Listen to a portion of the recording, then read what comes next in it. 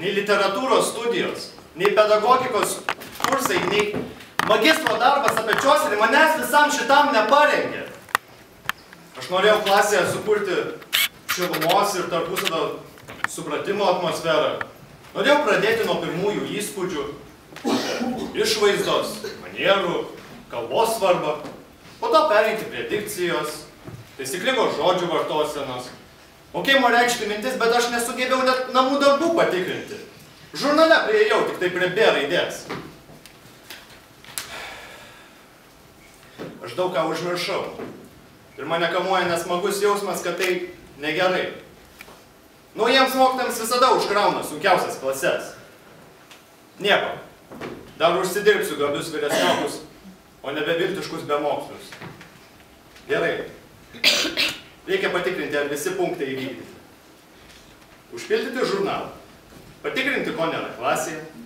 Sudaryti mokinių tvarkaraščius geltonos spalvos, vadovaujantis pagrindiniu raudonos spalvos tvarkaraščiu. Kas čia per nesąmonė? Sudėlioti juos pagal abėcėlę ir nunešti į 201 kabinetą. Parašyti ataskaitą apie mokinių amžių, išrinkti seniūną, pradėti puošti klasę, tik po galais, kaip aš suspėsiu visą šitą padaryti. Išaiškinti klasės valandėlės tikslą ir funkcijas, paimti mokinių pažymėjimus, sutvarkyti mokinių asmens bylas, pakalbėti apie rūkymo žalą, pasistengti atkalbėti mokinius nuo pernelyg didelio susižavėjimo dietomis. Po galais nejaugi ir šitą aš turėsiu daryti. Liepti per gaisrą ar kitą nelaimingą atsitikimą mokiniams būti itin atsargiems su savo vertybėmis. Knygas ir sąsiuvinius palikti. Pala. Knygas ir sąsiuvinius palikti, o rankinės ir piniginės pasiimti. Ne, nu ką jie savo galvoja?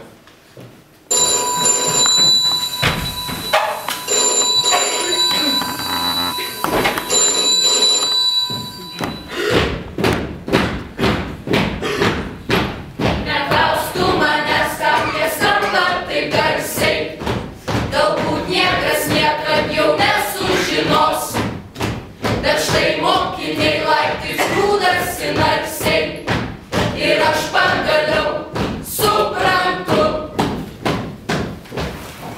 Ką čia veiki? Vėl skaičiuoji? Vėl apie pažymius galvoji? Taip. Vėl skaičiuoju. Vėl apie pažymius galvoju. Taigi tai ir yra svarbiausia. Visi universitetuose žiūri į tavo vidurkį.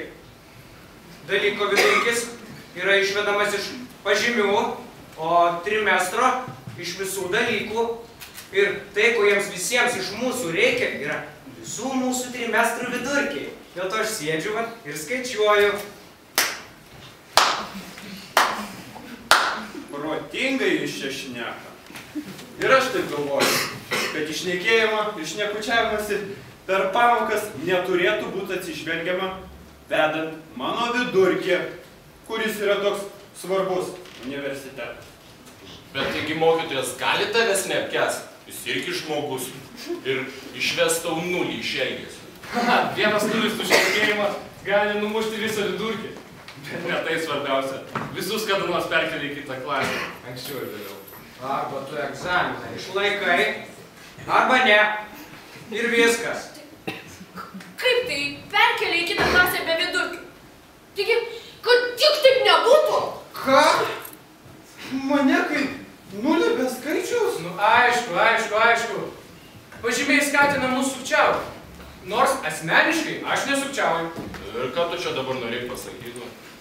Ir tu, šką taip ir vaikščiosi, kaip tas nulis be skaičiaus. Norėsiu vaikščiosiu, norėsiu ir atsisėsiu, kad ir 100 kartų taip darysiu, kaip vienetas su 2 nuliais. O tu gali vienoje vietoje pastovėti ir nešmėžuoti čia prieš akis, ką? Aš ir stoviu vienoje vietoje, net nepradėjau tau šmėžuoti. Ką noriu, tą darau. Tu galvoji kažkur geriau rasi? Kur tu išeisi? Pavyzdžiui, į valgyklą. O paskui kas?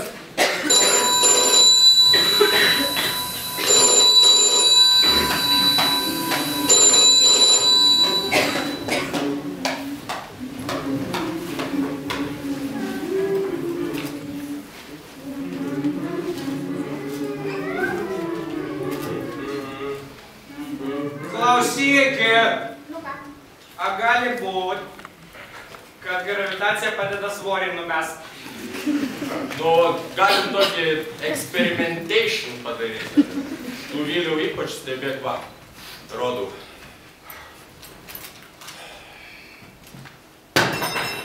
O Jėzus Marija! Ir kas čia atsitiko dabar? Nukrito! Gali. Nejaugi. O galvoja, kad gali nenukris? Aišku, kad gali. Bet ne čia esmė. Svarbiausia yra tai, kas ką numetė ant šaukštą šakutę. O kam strasna kepta daug įstekta? Tau galima kažką kaip normaliam žmogui pasakyti? Tai aš klausaus tavęs įdėmiai, prašau, sakyk. Klausyk, valgyk tą savo bandelę ir netrukdyk šnekėti. Ir ką aš dabar darysiu? Pažiūrėk, visa šlapia varva, viskas. Nu nebijok, graži tai. Graži, Tai čia jis visu savo tais taukais ir straškais kaltų valgyt pradėjo. Čia dabar! Jūs ką nemokat valgykloje elgtis? Mokytojai, mes mokam.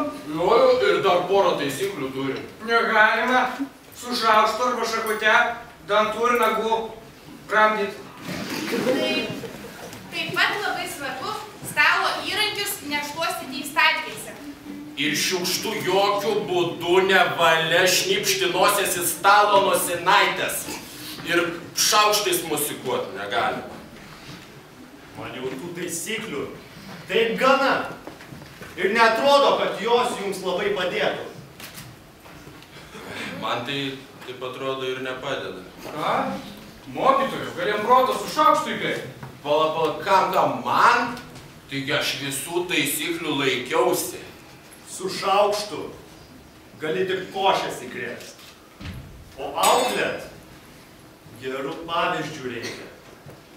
Na, bent jau taip senovės graikai sakė.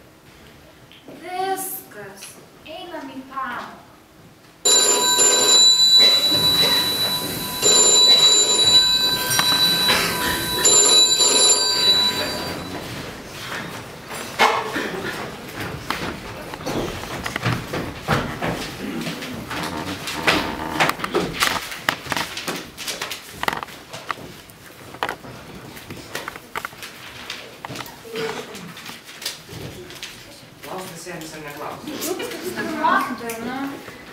Arba klausėt, arba neklausėt. Aš žinau. Nu, galima greičiau. Taip, taigi, klausimas būtų toks. Kodėl mes analizuojam Odisėją? Taigi, dėl to, kad kultūringi žmonės būtumėm. Įsivaizduokit, ateinat į vakarėlį. Ir nežinot graikų dievo. Taigi gėda būtų. Vakarėlėse tokių dalykų nieks neklausinėja. Aš kai išgeriu vakarėlį, dar ir be to galiu paklausyti. Tai čia nesvarbu, ne. Tai mes skaitom mitus, tokius kaip Orfėjas ir jo sesuo ar panelė ten. Ne sesuo ir ne panelė, o Euridikė. Tam, kad sužinotume apie Graikijos pogrindį. Ir kaip mūsų civilizacija nuėjo savais keliais. Mokytojai. Taip. Tik svarbiausia yra tai, kad mums reikia žinot, ką jie ten senovėj rašinėjo. O va jeigu šitai nėra teisingas atsakymas, aš nebežinau. Tu niekada nieko nežinai. Aš žinau. Nieko tu nežinai. Aš žinau. Oi, žiniuonė matai O, atsirado. aš žinau, galiu. Taip, galit. Tai Odisėja, kurią aš neseniai perskaičiau ir beveik visą. Tai vat būtent. Tai kad ten liko tik tai. Beveik. Kokių 10 puslapių. Taip, kokių 10 puslapių. Tai jinai žiauriai daug padėjo mano gyvenime. Žiauriai daug, tikrai žiauriai. O aš matau, Taip. manau, kad mes skaitėme tam, kad sužinotume, kaip tame aukso amžiuje su visom tam žudynėm gyventi. O aš esu įsitikinęs, kad yra daugybė priežasčių, kodėl mes nagrinėjam mitus. Taip.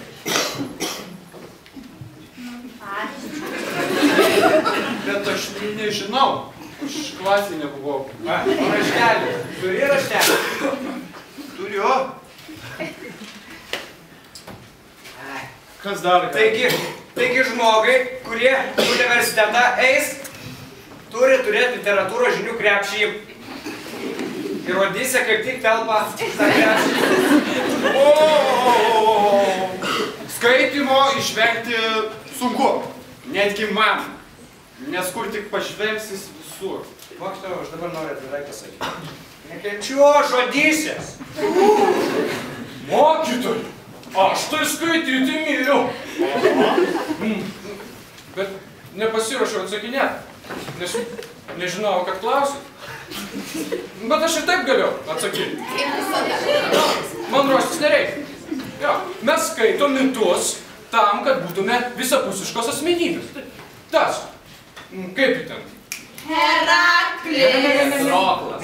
Jonys. Ne, sugalvojo, kad žmonėms reikia ugnies.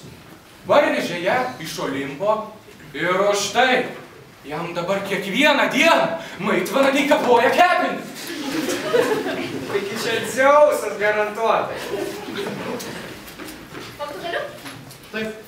Tai kai žmogus pasimoko tų mitų, nu tai jis į gyvenimą žiūri žiauriai visiškai kitaip. Aš tai žiauriai išbandžiau savo kailiu, tikrai žiauriai.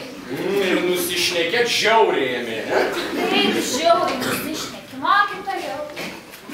Mes mokomės visės dėl to, kad visi anksčiau ir vėliau jos mokosi, dabar nusylė. Ne. Taigi, Trojos arklį panaudojo kaip dabartinį šnipą. O Dieve. Nes visi dievai buvo diktatoriai. Jėzau. Marija. O Penelpė ir dabar vaikšto moderniosios visuomenės gatvėmis. Na, kas dar nori pabandyti atsakyti? Mokytojau, aš supratau, mane aplankė nušvitimas. Aš supratau, kad ar Odisėja, ar Odisė, ar kaip jūs ten ją bevadintumėt, ji man yra bevertė.